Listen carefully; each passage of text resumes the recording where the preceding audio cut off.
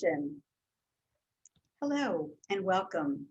I'm Billy, I'm your host, and this is Show and Tell, a weekly podcast where we usually discuss vintage sweaters, typically hand knit patterns from the 1920s, 30s, 40s, sometimes the 50s, but we're generally in that time period.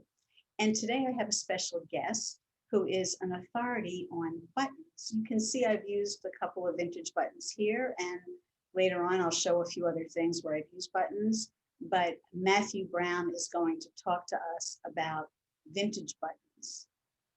I'll be right back with him.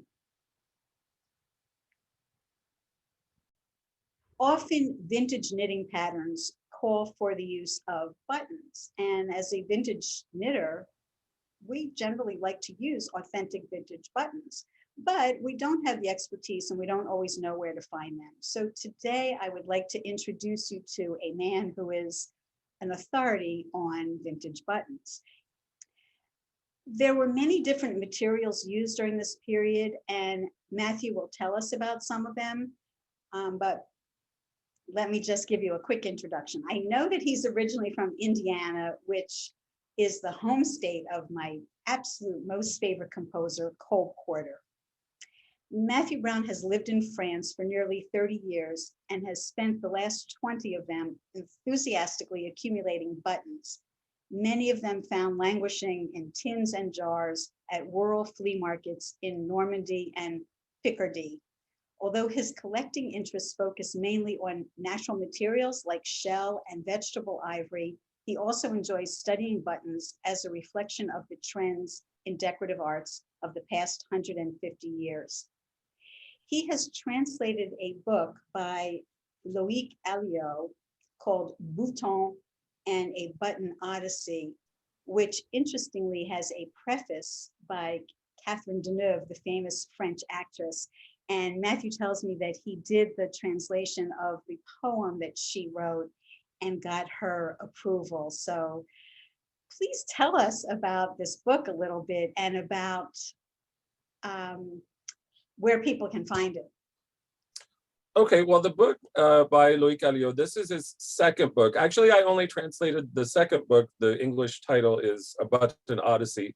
The first book, Boutons, which is out of print, has never been translated into English, much to many people's regret, because it is a wonderful reference about every period and every material used for buttons, with a focus on mid-century designers like Schiaparelli and the people, the artists and artisans who made buttons for her. I translated just a short passage about one of those artists that was published in the quarterly newsletter of the American National Button Society. It's called the National Button Bulletin. But in spite of many attempts, that book has never been translated.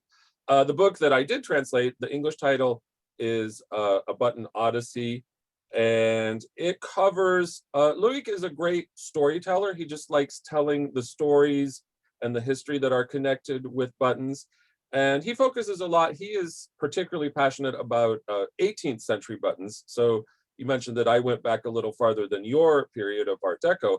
He goes back farther than my period, which is sort of starting in the mid-19th century. And he really focuses on the one-of-a-kind hand-painted, handmade buttons that were used in the late 18th century, 1770s, 80s, up until the French Revolution. And so he has, collected those buttons and researched them to find out. He has buttons that were worn in mourning at court in Versailles when one of the crown princes died, that are pictured in the book that he's researched. And there are also 20th century buttons. He's continued his research that was from his first book with finding more artists and finding the stories of these people who, a lot of the times are forgotten, because we know Schiaparelli's name, we know Cardin, we know Christian Dior, we know Yves Saint Laurent. We don't necessarily know the names of the people who made their buttons and who made the things that went with those fantastic clothes. And in a way, as you were saying before, and that really completed all of those looks, because you can't have there's a lot of items of clothing that don't work without buttons. I have a couple of things that I have knit that I used vintage buttons on. That's one, and then I have some mother of pearl buttons. Ooh. Oh, those could very well have been made down the road from my house. There are three different ones on here. I'm not getting that right. Yeah, so there's three different styles. And I wasn't afraid to play with that, you know, instead of having three identical. Oh, I think that's a great idea. Yeah, I love them because they're all the same size and they're all the same material. So let's talk about the materials, because it seems like there were a wide variety. Casein, which in France was known as Galalith, if I'm not mistaken. Right, exactly. That's kind of a technical difference. Casein is the protein that comes from milk that is processed to make buttons. And in the US, collectors just call those all collectively casein buttons. And in Europe, or in France at least, the trade name that that product was sold under was Galalith, which means, let's see, I'm trying to remember if it's Latin or Greek. I think those are the Greek roots that mean milk stone. So it was this hardened, because, you know, casein, when it comes from milk originally, can't be used to make a lasting button. So there is a slightly industrial process, and that's the result is Galalith, that is the commercially used version of that protein that comes from milk. But there was also enamel and bakelite and vegetable ivory, and I think you have a presentation that you're going to show us. I don't know when you want to get into that. Well, that is entirely your call. I selected, you know, it's I was thinking when you were talking about having the three different buttons on your sweater, it's, you know, how do you pick a favorite? It's always so hard. So I have a few, and it was hard to select, but a few slides of buttons that show some of the different materials that were used during the Art Deco period. Both. I mean, so do you know how to share your screen? I absolutely can share my screen. Okay. So the first material I wanted to talk with you about, or the first one that happened to be in this file of Art Deco buttons, is vegetable ivory. I don't know if you're viewers, can we call them viewers, friends? I don't know if people are necessarily familiar with vegetable ivory. This comes from a nut that is the fruit of a palm tree. And originally, this was started being used as a button material in the mid 19th century, probably the third quarter of the 19th century, because originally no one saw any value in these nuts. They're kind of like coconuts, a different kind of nut from a palm tree. These nuts that were falling off palm trees in South America didn't really have any particular use to anyone because they weren't necessarily edible. And so they were used as ballast in ships, on cargo ships that went from South America to Europe. And the dock workers in Europe, having free time, discovered that the inside of the nut, which when the nut has been dried is solid, and they discovered it could be carved much like ivory. And so it started to be used as buttons and became a very big industry in the 19th century. And through into the 20th century, into the Art Deco period, it was quite widely used up until about World War II, and actually has been rediscovered again starting from the late 80s, early 90s, because it's a very green material compared to plastics. Always hand carved, or they're now done by machine? No. They're, you know, that's today. I mean, there are still artists, you know, who do make hand carved buttons, but these would all be machine made buttons. In the 20s, how were they being made? By machine or by hand? By machine. It was industrial production starting from the 19th century, really. I was confused because you said the people on the ships were. Well, the very original discovery that it could be carved and could be worked like ivory was people who just picked up a nut and said, "What can I do with this?" But you know, I probably skipped about 20 years of the story. Okay. So yeah, these buttons would all have been industrial production. Maybe some hand finishing, but mostly made by machine. I love that they're so geometric. I mean, that's what I love so much about Art Deco. And that's what I was exactly going to say. This is, you know, prime Art Deco with the very strong geometric shapes and lines, and the step pyramid, like reminiscent of the Chrysler building, and of course, which I imagine as a New Yorker, you're very familiar with. Oh, I walk to my corner and I look north and I can see it. Ah, that sounds wonderful. So this is that's one example of vegetable ivory. Here's another card of Art Deco vegetable ivory buttons, again, with just the really interesting geometric motifs, strong colors, this black and white contrast that was very popular in high fashion in the 30s. I think there's one more card of vegetable ivory. This is, again, talking about the black and white buttons. Of course, with age, the lighter material tends to go more of a creamy color than the lighter color. But again, this was a natural material used to interpret this fashion trend of the black and white geometric designs from the 30s. The ones that were colored, the previous slide, how does the color get to be in there? Is it dyed? It's not natural. Exactly. The buttons are dyed, and even like if we look at the black and white one on this card, you can see the button was dyed black, then it was carved back to reveal some of the white, and then it was printed again with the black stencil for the cross pattern or the plaid pattern. And that we can see this in the gray button here in the upper center. Is the same kind of technique. It was dyed dark gray, and then it was carved. And when I say carved, I should say machined, but it was carved back to reveal the lighter color inside. And some of the techniques were very multi-step. There were lots of steps to achieve the final. Now, in France today, when you go to these little regional markets, are you able to find sets of these? So there could be like, I have 3 of these, but I have 8 more on a matching sweater.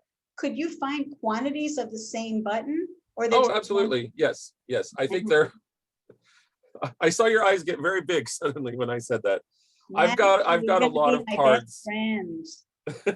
Well, you should come as soon as, well, I think you could come to the US this summer or this fall, and come from the US to France and do some shopping in my attic, because, be careful what you wish for. Oh, I absolutely wish for less stuff in my attic. That would be, because I never, vegetable ivory was the first material that really started me collecting buttons, just because it's a very tactile, it has a very unique feel to it, and you can, if you're blindfolded, you can stick your hand into a tin of buttons and pick out the vegetable ivory, just because it has such a special feel to it.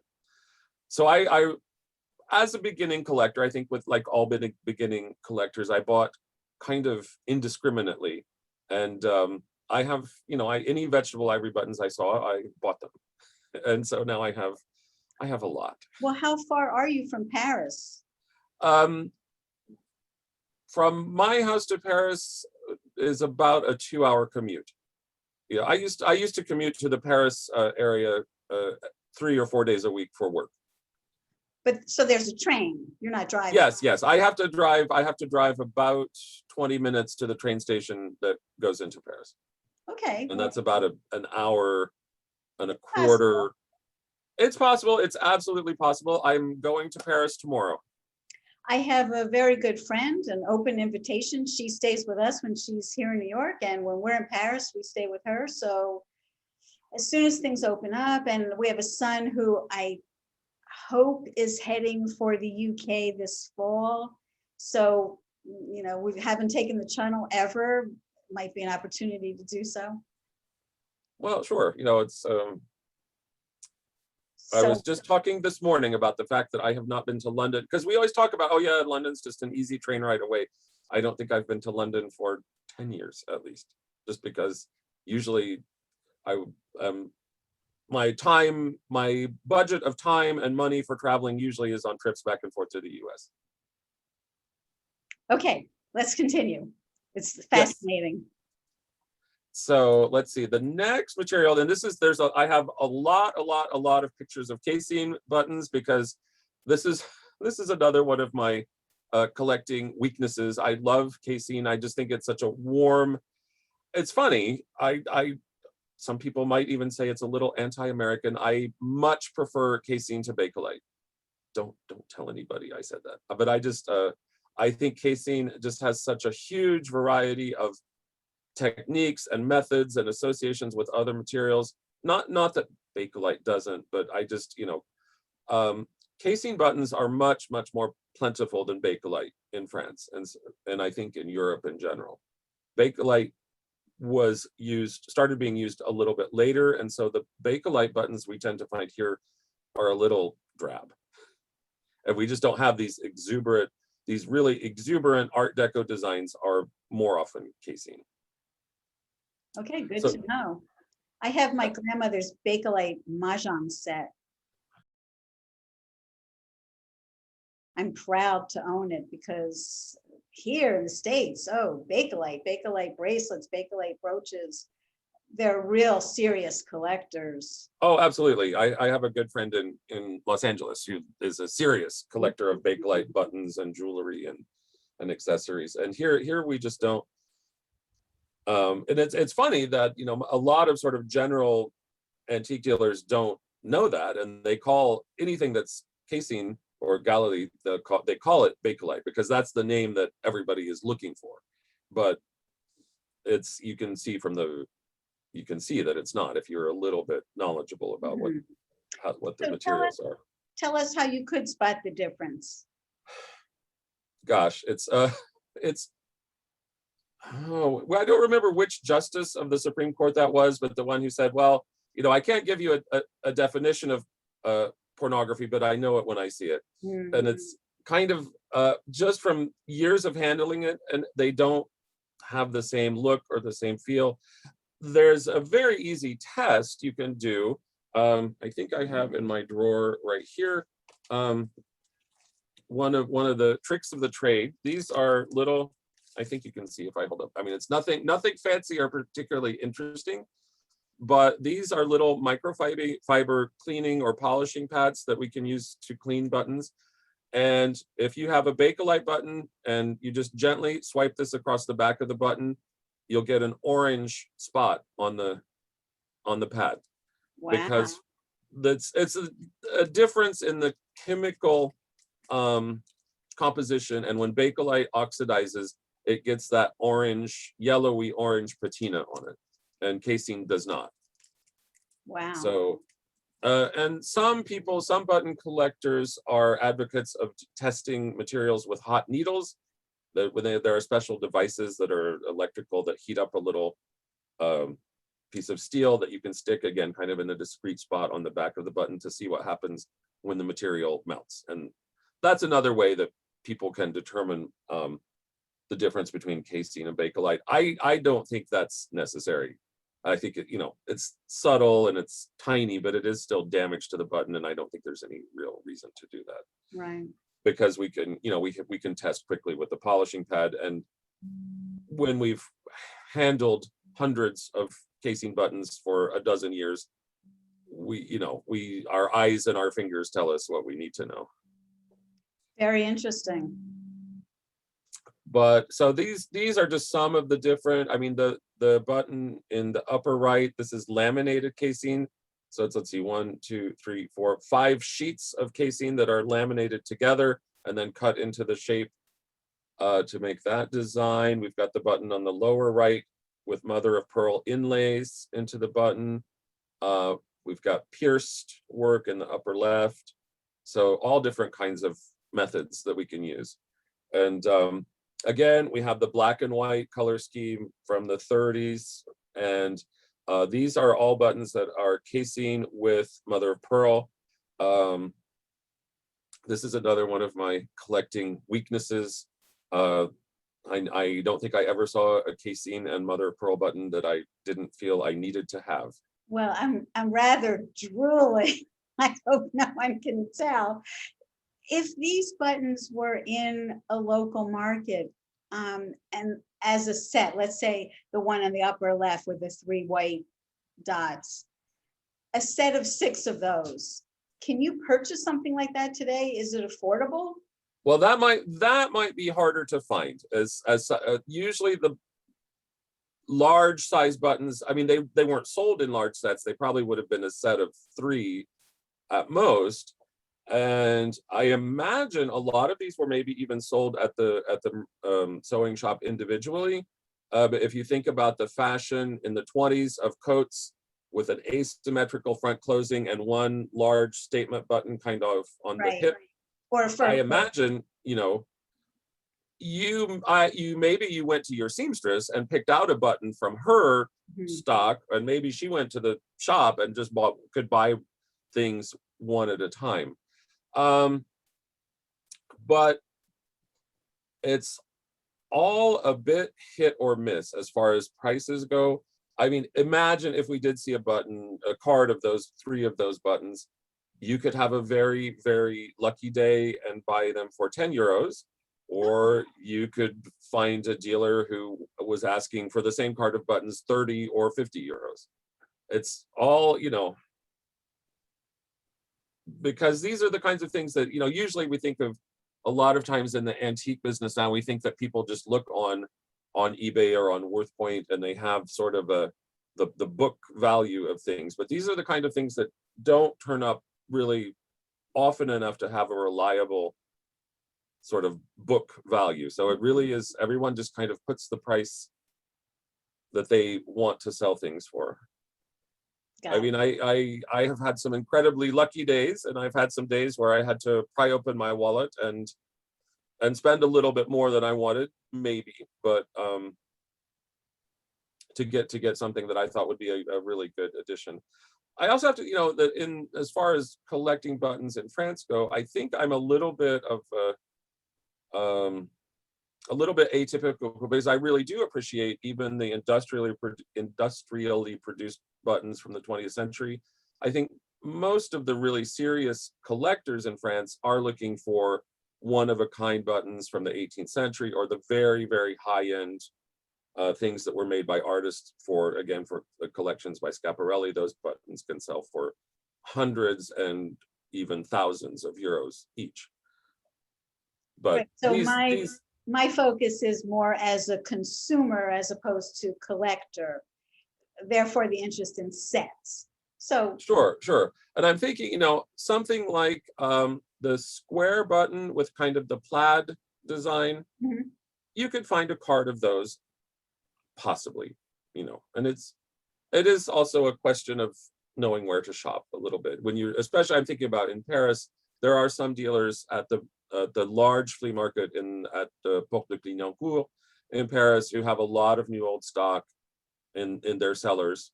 And if you know them, you can go and shop in their cellar and pick out cards of buttons.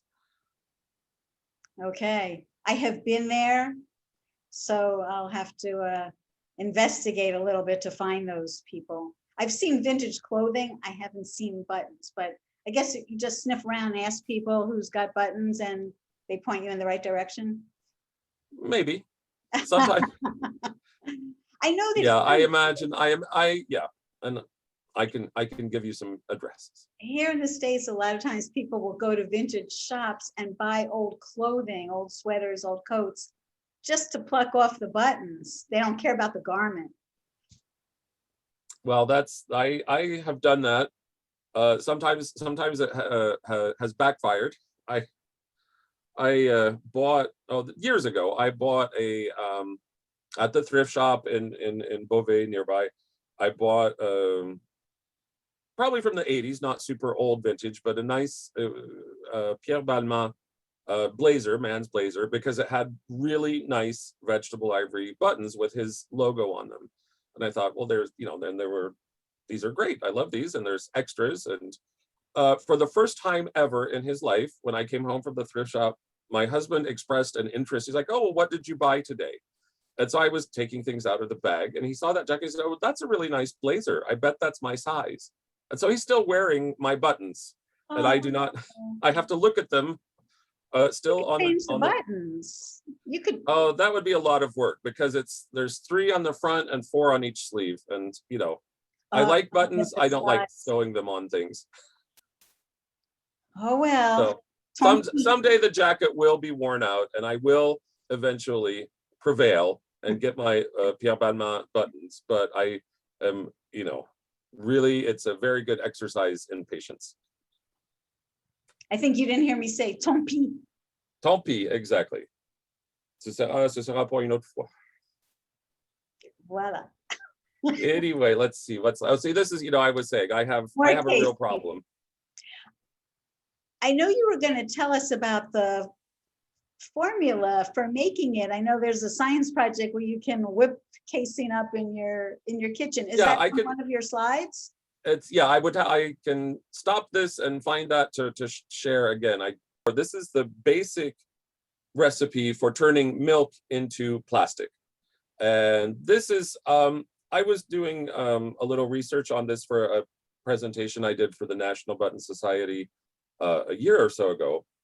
And it turns out that this is a very popular homeschool science project. Apparently kids all over the United States have done this. And you can see it's very, very simple. You have milk and vinegar, some kind of acid.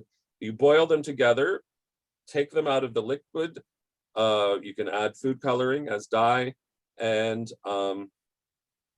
let it dry and harden, and you have plastic. Now, of course, this is the most basic, simplest way to do this. And, you wouldn't want to try to wash the buttons that you made using these processes. And that's where the additional step in the industrial process comes in, because once this, it's the very same process of extracting the casein from the milk using acid, possibly even vinegar, or I don't know exactly what kind of acid is used in the industrial process. The dye is added and then it's pressed into sheets or extruded into rods. And then the extra step is that it's soaked in formaldehyde for months, or even sometimes as much as a year, to really harden and become, usable for all of the industrial processes, the carving or turning or engraving, all of those, laminating, all of those different processes that can be done. I still, even though that does make it more durable, I still would not recommend machine washing or putting something in the dryer that's made from vintage casing.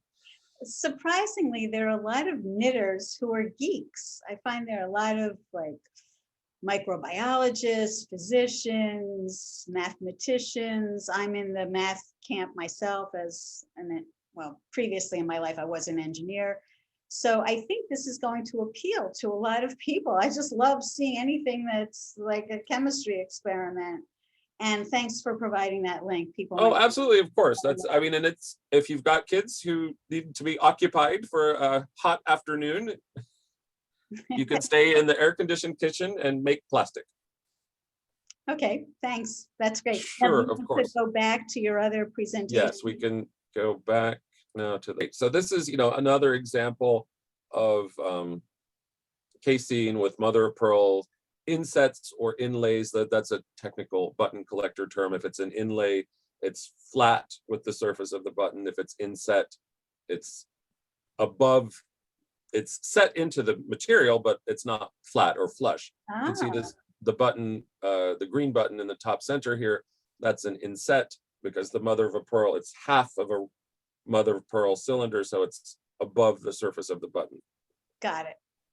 And the gray button and the kind of peach colored button, those came from that seller at the seller CELLAR that I was mentioning at the Porte de Clignancourt. I found those in rummaging in a damp and slightly claustrophobic basement. Let's see, what's next? I think it could be, oh yes, it's even more casein with shell. Again, just into some of the really very exciting, to me, just visually exciting Art Deco designs. Particularly these two buttons on the bottom here with the sort of sunburst pattern. More Art Deco. A lot of these came for 2 years ago, or 3 years ago. It must have been 3 years ago. I accidentally in an online auction, I accidentally bought a carload of casing buttons, and I had to drive 3 hours because I intended to buy a box of buttons, and there was one box that I really wanted, and I bid on that, and everything was good. And then all of the other lots that I'd looked at and said, oh, well, that's okay, but it's not worth trying to have it shipped and so on. But they were so cheap, and I couldn't help myself. And so we had to drive about 3 hours each way to go and pick those up. And do you have any idea how many buttons are in your total collection? Oh, no. See, you mentioned before that you're a math person, and I am not. I can barely count to 10. So I can count to 10 in French. Ooh. I won't put you on the spot. Pas de problème. 1, 2, 3, 4, 5, 6, 7, 8, 9, 10. Okay, all right. I am convinced. And in Italian also, but we won't go there. We're staying French today. Yeah, well, there you go. Okay. What's next? Oh, yes. Obviously, the bird button here, that's actually a stud. That doesn't go on as not an Art Deco button, but I like the use of metal here with the casing just as a different, just to show that not all of my buttons are casing with mother of pearl. Okay.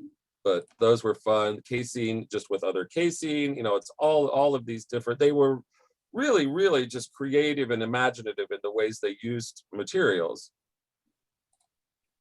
These are, as I was mentioning before, laminated sheets of casing put together and then carved. The top layer is carved back to reveal the color, or like in the top center here, it's just a piece of a different shape is laminated on there.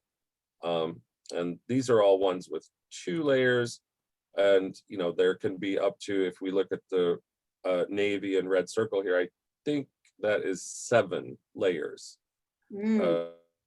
laminated together and then turned on a lathe to reveal all of them in that cone shape. Are there any museums you know of that specialize in buttons? Like, are there button museums? Well, actually, I was going to try to work in a little plug today. It's a museum. I mentioned before when you said about your pearl buttons, and I said, well, those could have been made down the road from my house, because about a 45-minute drive from here was the center of the pearl button industry in France. And they have converted in that town, it's called Méru. They have converted one of the old factories into, it's not specifically a button museum, but it's dedicated to that industry of using natural materials, mother of pearl, tortoise shell, ivory, bone, turning those natural materials into lovely little objects. There's a name for that industry in French. It's la tabletterie, which just, and so it includes making things like dominoes and fans and sewing, the little nécessaire for sewing that we see. And it's a really interesting museum, because not only do you have the end product and all these beautiful fashion accessories and items and a lot of buttons. They have a lot, because it was really the what did they call it? The world capital of pearl buttons. Something like that was what they called it. But they also still have the machinery, the factory machinery, and they fire up, would have originally been operated by steam, and they fire up the machinery and show you what it was like to be working in a workshop where buttons were made. And fascinating. It's a really interesting visit. Okay, we're coming. Well, there you go. You can plan for your trip in September. But it's in Méru, as I said. It's the Musée de la Nacre et de la tabletterie, ou de la tabletterie et de la Nacre. I don't remember which order. Yeah, I'll look it up and I'll put the Yeah. information either on the screen or in the show notes. Speaking of show notes, I think that there's some other things that you want to share with my viewers that will be down below in the box under this video. So you wanted to mention the dates of the National Button Society, their annual convention that's coming. Well, absolutely, because this year, it's for the second year in a row, our convention will be online and rather than in person. The National Button Society has existed for just over 75 years. It was founded in the 1930s, and we celebrated the 75th anniversary. I think it was in 2013, maybe.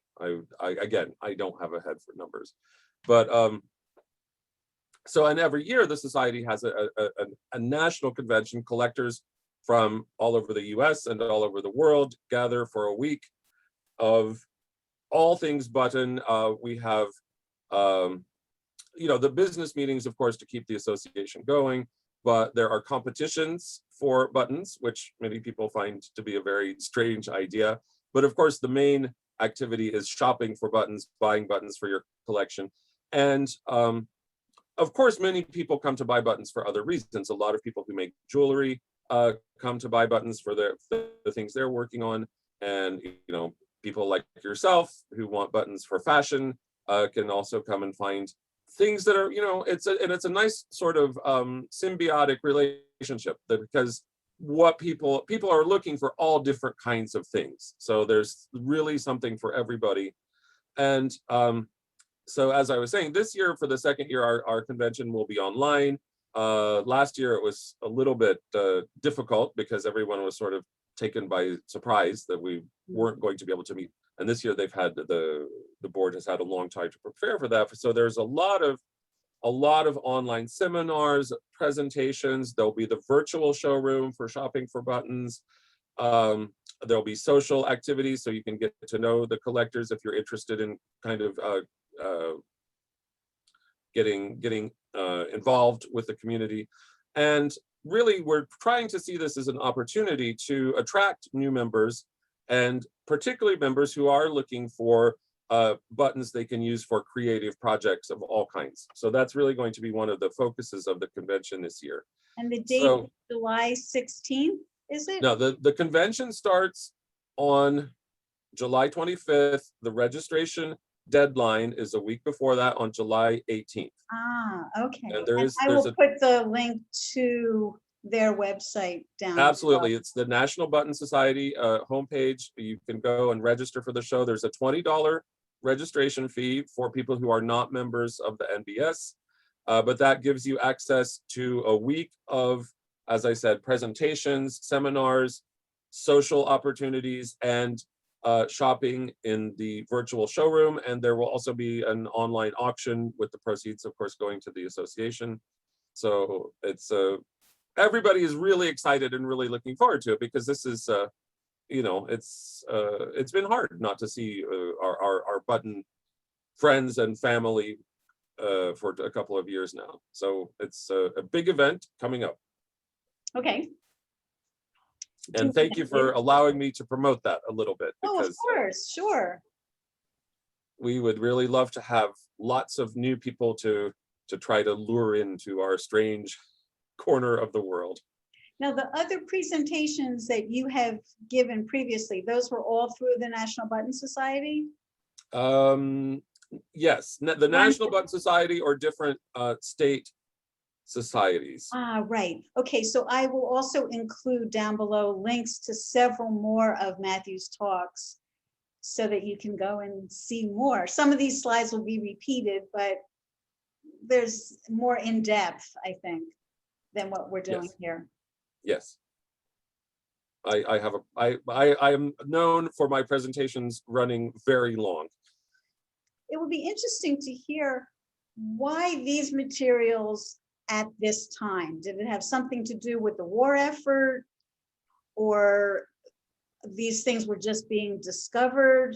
The technology hadn't been there previously. Like, how come imitation jade or Well, this is, that's an interesting question, because that is how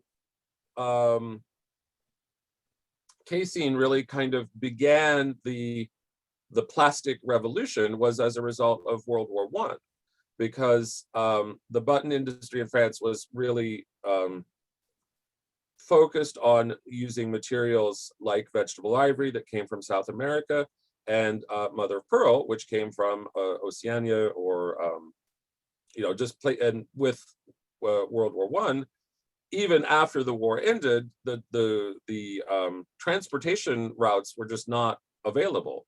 And it was fairly easy, from what I understand, the machinery that was used for materials like vegetable ivory or mother of pearl could be very easily adapted to work with casein. And so that was one of the reasons. And it was a very controversial change, especially, I'm thinking especially about the industry in Méru. And there were nasty nicknames for people who had started using casein. The traditionalists in the industry did not approve of that choice. But it was, I'm sure, for some of the companies, it was really a question of survival when they couldn't get these natural materials, when the stockpiles, of course, because they had stockpiled a lot of the shell or vegetable ivory. But after 4 years of war, and then another 2 or 3, longer than that, of just recovering, basically trying to get roofs over people's heads again, they were not so focused on bringing in materials to make buttons. And so they had to be creative and use what they could find here. And so that was one of the reasons that casein became popular. So anyway, just running, because that was the last of the casein. I have a few slides of wood buttons here. And a lot of times in the Art Deco period in particular, we find buttons made of exotic woods from the colonies, the French colonies in Africa.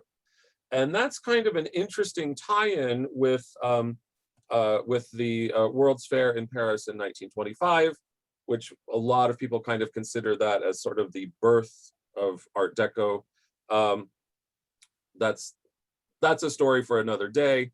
But what people often forget is that the full name of that fair was l'Exposition Internationale des Arts Décoratifs et Industriels Modernes. And a lot of times, because we call it Art Deco, we think about art décoratif, and we don't think so much about art industriel. But one of the main reasons for the fair, and for France hosting this World's Fair in 1925, and this was industry. And this was not new. If we think about, if there's a symbol of France, it's the Eiffel Tower. And, the Eiffel Tower wasn't built to be beautiful particularly, or to serve any purpose other than to show people who attended the World's Fair in Paris in 1889 that French engineers were very good at building railroad bridges, because it was to show off this technology, new technology for the 19th century, of using steel and the curves and so on. And it was meant to be just a temporary exhibit at the fair to show off the state-of-the-art French progress in metalworking industry. So, gosh, again, I can't do the math. How many years between 1889 and 1925? 25, 35, 36 years later? Something like that. So 36 years later, when we had the World's Fair in 1925, it was the same kind of thing. That was the idea of a fair, is to sell stuff. And what they wanted to sell, or one of the things they wanted to sell through this, or to promote through the World's Fair in 1925, was these products from the colonies, like exotic wood. And so we see a very good example of that here, with all of these products, the exotic wood and the ivory coming from the colonies in Africa, all of these different kinds of woods. Possibly this could be, again, exotic wood from Africa, with shell from Tahiti, the Pacific colonies of France. And those were, at the time, very expensive high-end products. And there was eventually a trickle down where we started to see the exotic wood used rather with these or with aluminum or with casein again or with chrome. So there was, over the years after that World's Fair, these products did find their sort of niche in the mass market, but they started out as being more of a luxury product. If people are familiar with Ruhlmann, the Metropolitan Museum of Art did an exhibition of his furniture a number of years ago. He was using these very exotic woods with ivory inlay in the furniture, and those pieces, they're like unaffordable today. They're Sure. hundreds of thousands of dollars, some of them. So yeah, it's really beautiful. And I'm sure when those pieces were new, they were not for the mass market. They were for the very top end of society who could afford such things. Right. Or for museums. Like in the exhibition, they had a receipt where the Metropolitan Museum of Art had purchased directly from Ruhlmann. Okay. I don't remember what the amount was, but yeah. There's an exhibition hall in Paris. I forget the name of it. Something golden, blah, blah, blah. I don't know. It was a venue where they must have been exhibiting things. And there are 2 rooms. I'll look it up and I'll put the name maybe on the screen. There are 2 rooms that were displaying furnishings, I think, that had been made in some of the African colonies. And it was a big promotional thing to, you know, try and get people to buy from Africa.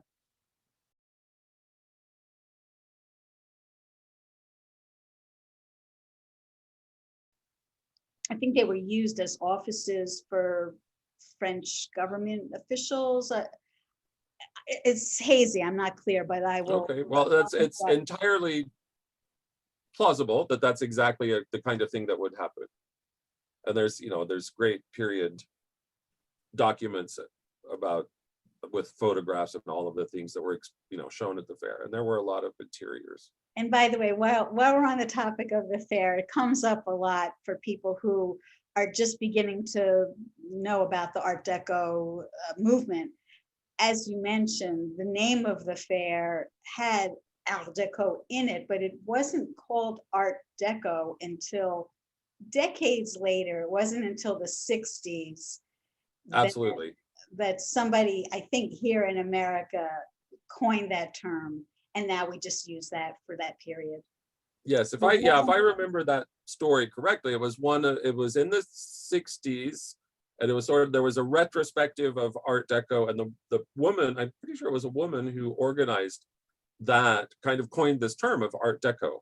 Anyway, so. And that was, you know, for the longest time in France, Art Deco was called l'art moderne because it was modern. It was what was modern and trendy and fashionable, starting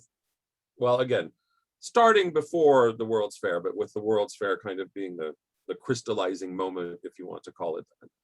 I wish I had been there.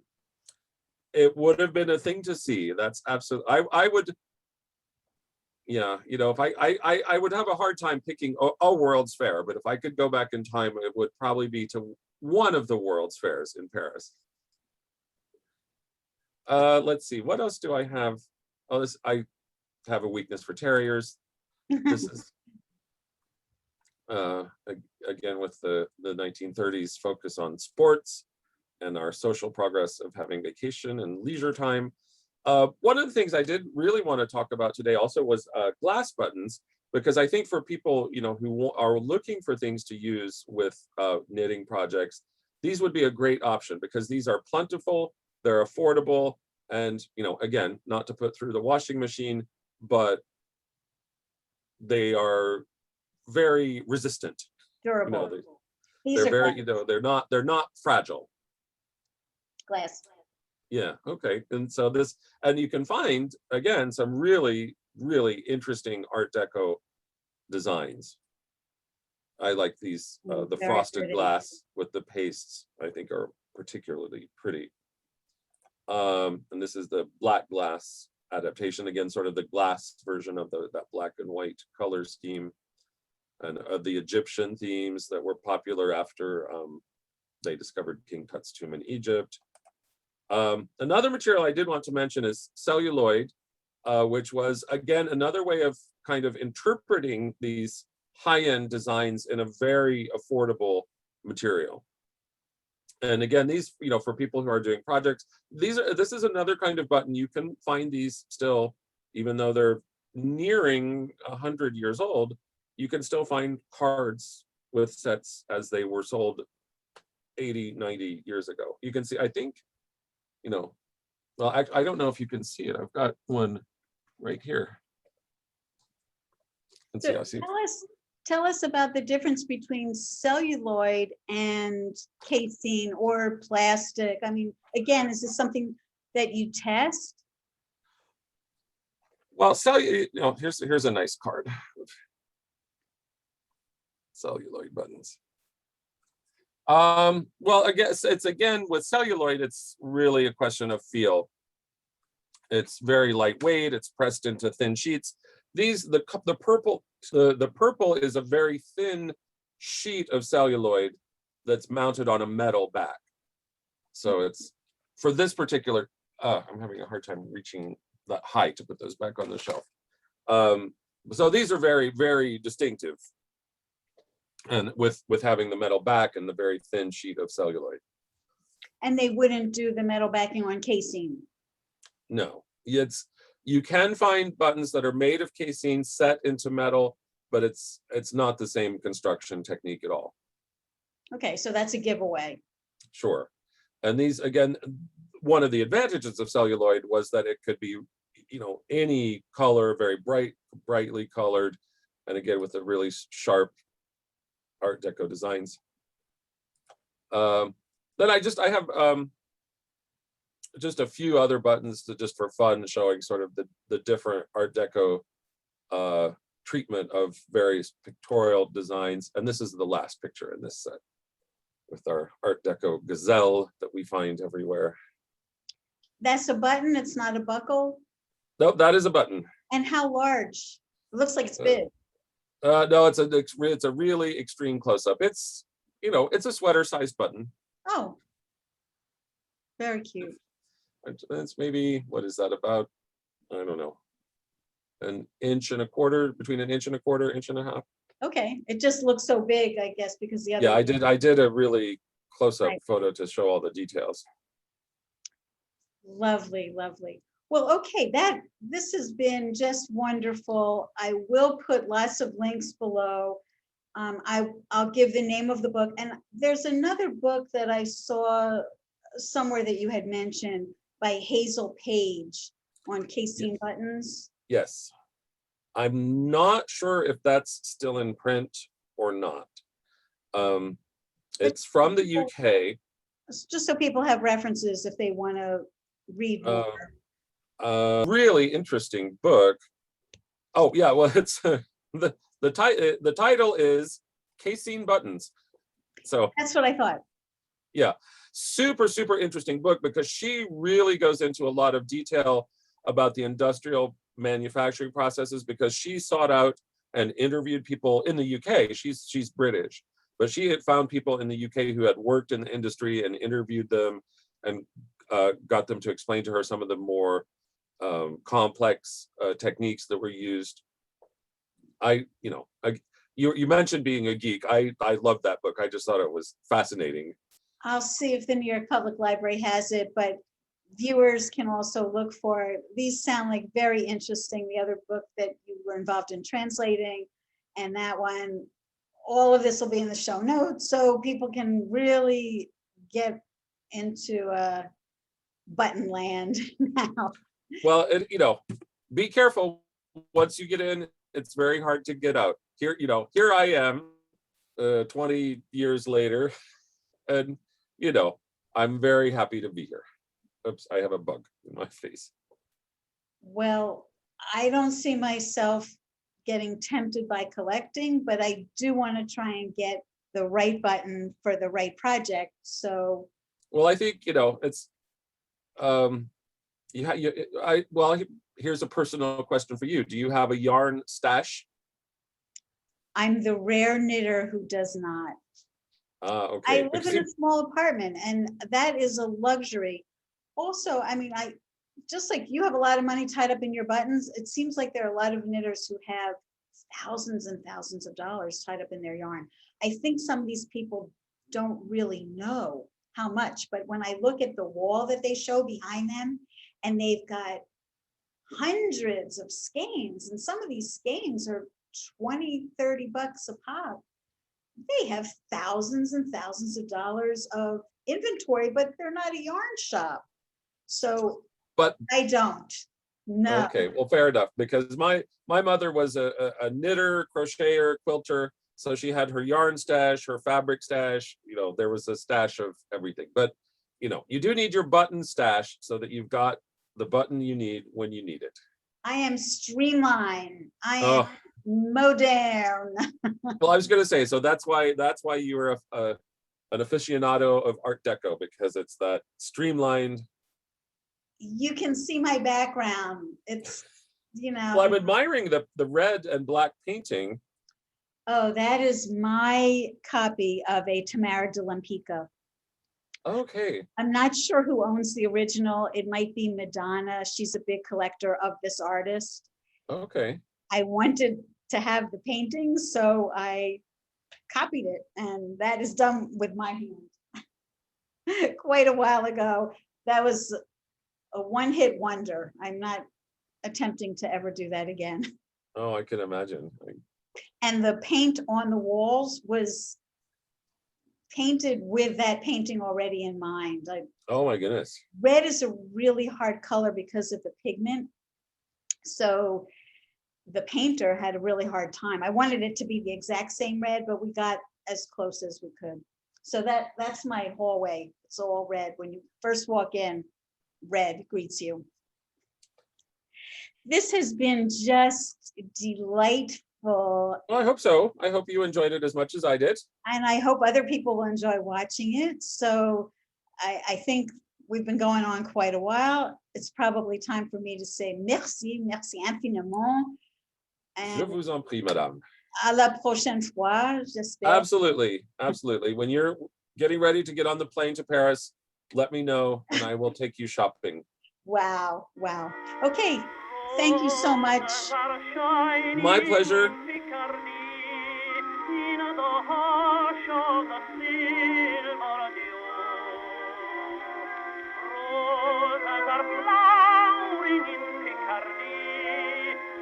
There's never a rose like you, and the roses will die with the summertime, and our paths may be far apart, but there's one rose that dies not in Picardy, 'tis the rose